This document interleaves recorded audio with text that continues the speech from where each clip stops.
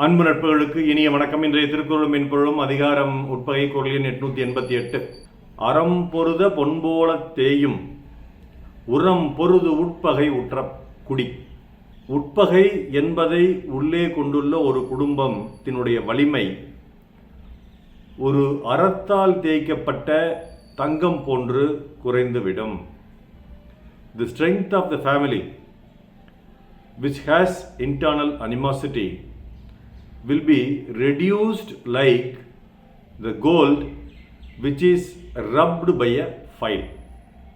நம்ம பார்த்திருப்போம், பொற்கொல்லர்கள், ஆசாரிகள், பொன்வேலை செய்பவர்கள், அவங்ககிட்டலாம் போய் நம்ம நகை வாங்கும்போது பார்த்துருப்போம். நகையை வங்கியில் போய் அடமானம் வைக்கும் போதும் பார்த்துருப்போம். ஏன்னா அந்த அறம் என்கிற அந்த ஃபைலை வச்சு உரசி பார்ப்பாங்க, தங்கம் எப்படி இருக்குன்ட்டு. உரைகளில் வச்சு உரசி பார்ப்பாங்க.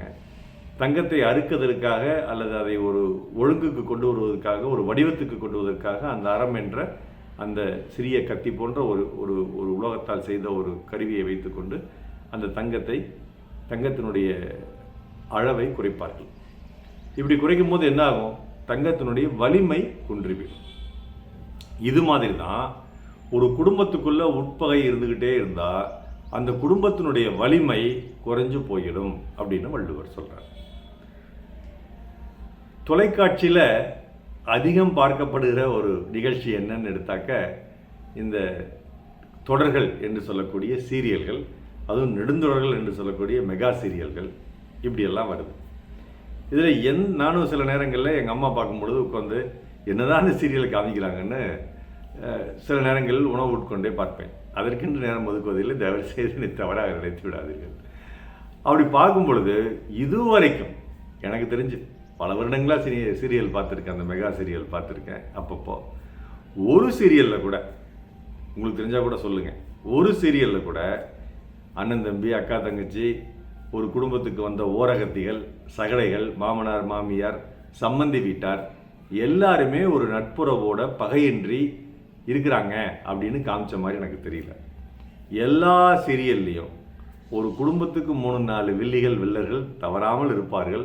அவர்களால் அந்த குடும்பத்தினுள்ள உட்பகை ஏற்பட்டு நாசமாக போகும் அந்த குடும்பம் அப்படின்னு தான் காட்டுறாங்க.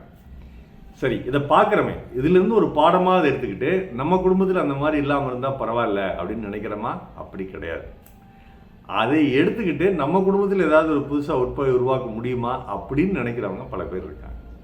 சில பேர் அதை சீரியலாக பார்க்குறாங்க, சில பேர் அந்த மாதிரி இருக்கக்கூடாதுன்னு ஒரு நல்ல கருத்து எடுத்துக்கலாம். பட் பல பேர் என்ன பண்ணுறாங்கன்னா, அந்த மாதிரி நம்ம குடும்பத்திலேயே நடத்தலாமோ அப்படின்னு எண்ணக்கூடிய அளவுக்கு அந்த தொலைக்காட்சி தொடர்கள் மக்கள் மனதை அலைக்கழிக்கின்றன.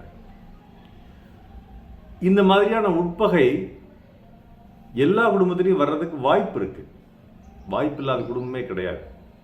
அது தனி குடும்பமாக இருந்தாலும் சரி, கூட்டு குடும்பமாக இருந்தாலும் சரி, அல்லது தொடர்பான குடும்பங்களாக இருந்தாலும் சரி, எல்லா குடும்பங்களுக்குள்ளும் உட்பகை வருவதற்கான வாய்ப்பு இருக்கு. அந்த உட்பகை வருவதற்கான காரணம் என்ன?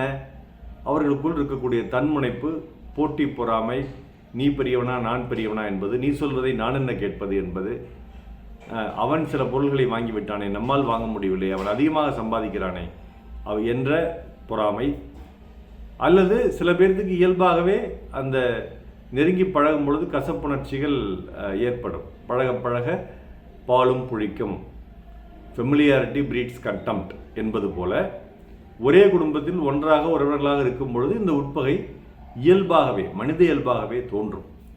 இந்த தோன்றக்கூடிய உட்பகையை அடக்கிவிட்டு அந்த குடும்பம் தொடர்ந்து ஒற்றுமையாக இருந்தால் அது பீடு நடை போடும் வலிமையுடையதாக இருக்கும். வலிமைனா, ஒருத்தருக்கு ஒரு பிரச்சனைனா அந்த குடும்பத்துக்கு மற்றவங்கெல்லாம் உடனே அந்த பிரச்சனையை தீர்ப்பதற்காக உறுதுணையாக இருப்பார்கள். இதுதான் அந்த வலிமை. அந்த குடும்பம் ஒற்றுமையாக இருக்கும் பொழுது வெளியிலிருந்து பார்ப்பவர்களுக்கும் இந்த குடும்பம் மிக வலிமையானது என்ற ஒரு எண்ணம் ஏற்படும் பொழுது தேவையில்லாமல் அந்த குடும்பத்தை சென்று சீண்ட மாட்டார்கள். இப்படிப்பட்ட வலிமை அந்த உட்பகை என்ற ஒன்று ஏற்பட்டவுடன் ஒருவருக்கொருவர் அந்த குடும்பத்துக்குள்ளே இருந்தாலும் உதவி கொள்ள மாட்டார்கள்.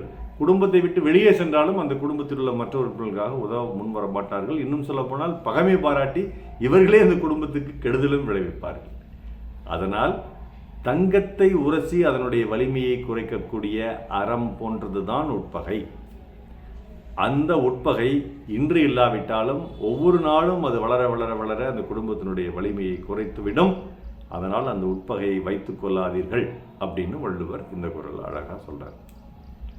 அறம் பொருத பொன்போல தேயும் உரம் பொருது உட்பகை உற்ற குடி. நாள் சிறக்க நற்றமிழ் வாழ்த்துகள். மருத்துவ ராமசெல்வரங்கம் ரிஷி நேத்திராலய விழிக்கிழமை சேலம் கள்ளக்குறிச்சி அரூர் ஈரோடு கணவர்கள் நன்றி. டாக்டர் செல்வர்கள் யூடியூப் சேனலை ஷேர் பண்ணுங்க, லைக் பண்ணுங்க, கமெண்ட் பண்ணுங்க, சப்ஸ்கிரைப் பண்ணுங்க. வணக்கம்.